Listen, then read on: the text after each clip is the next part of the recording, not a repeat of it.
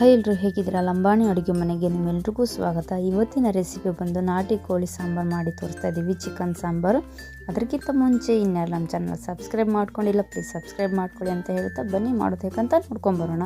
ಮೊದಲಿಗೆ ಇಲ್ಲಿ ನಾವು ನಾಟಿ ಕೋಳಿ ಚಿಕನ್ ತೊಗೊಂಡಿದ್ದೀವಿ, ಕಟ್ ಮಾಡಿಸ್ಕೊಂಡು ಬಂದಿದ್ದು.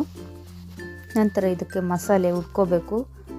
3-4 ಟೊಮೆಟೊ ಹಣ್ಣು, ಬೆಳ್ಳುಳ್ಳಿ, ಶುಂಠಿ, ಈರುಳ್ಳಿ ಇವನ್ನಿಷ್ಟು ತೊಗೊಂಡಿದ್ದೀವಿ. ನಂತರ ಇದನ್ನು ಒಲೆ ಮೇಲೆ ಮಾಡ್ತಾಯಿದ್ದೀವಿ.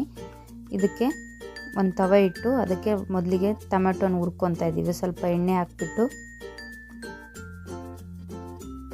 ಒಲೆ ಮೇಲೆ ಮಾಡಿದರೆ ತುಂಬಾ ರುಚಿಯಾಗಿರುತ್ತೆ.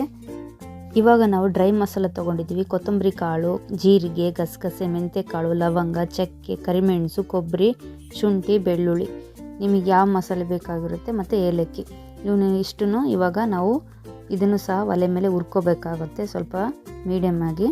ನಂತರ ಸ್ವಲ್ಪ ಕೊತ್ತಂಬರಿ ಸೊಪ್ಪು ಇವನಿಷ್ಟು. ಇವಾಗ ಟೊಮೆಟೊ ಹುರಿದಿದ ನಂತರ ಇದನ್ನು ಸಹ ಒಂದೊಂದಾಗಿ ಹುರ್ಕೋಬೇಕು. ಸ್ವಲ್ಪ ಬೇಗನೆ ಹುರಿದು ತೆಗಿಬೇಕಾಗುತ್ತೆ, ಬೇಗನೆ ಒತ್ತೋಗುತ್ತೆ.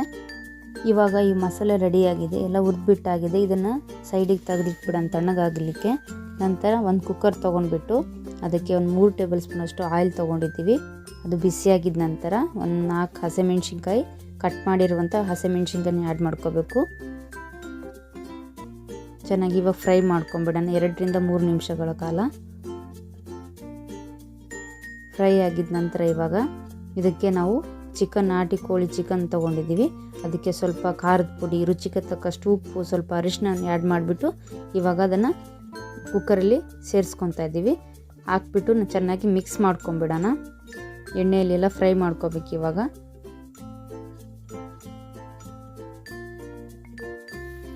ಇದನ್ನು ಚೆನ್ನಾಗಿ ತಿರುಗಿಸ್ಕೊಂಡಿದ ನಂತರ ಇದಕ್ಕೆ ಸ್ವಲ್ಪ ಬೇಯಲಿಕ್ಕೆ ಬಿಟ್ಟು 5 ನಿಮಿಷ ಬೇಯಿಸ್ಕೊಂಬಿಡೋಣ.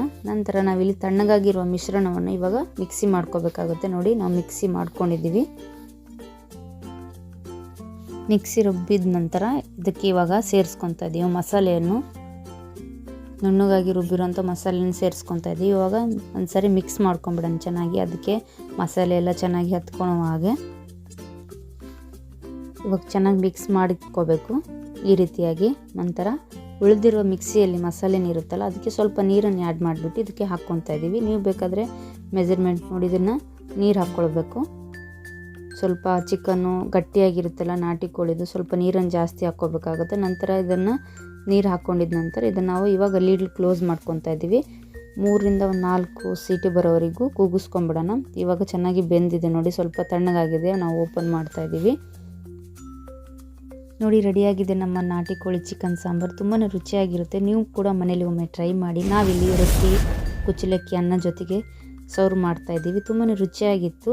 ನೀವು ಕೂಡ ಒಮ್ಮೆ ಮನೇಲಿ ಟ್ರೈ ಮಾಡಿ ಅಂತ ಹೇಳ್ತಾ, ನಮ್ಮ ಲಂಬಾಣಿ ಅಡುಗೆ ಮನೆ ಚಾನಲ್ನ ರೆಸಿಪಿಗಳು ನಿಮಗೂ ಇಷ್ಟ ಇದೆ, ಪ್ಲೀಸ್ ಲೈಕ್ ಮಾಡಿ, ಶೇರ್ ಮಾಡಿ. ಮತ್ತೊಂದು ಹೊಸ ವಿಡಿಯೋನೊಂದಿಗೆ ಸಿಗೋಣ. Thank you for watching. Bye bye.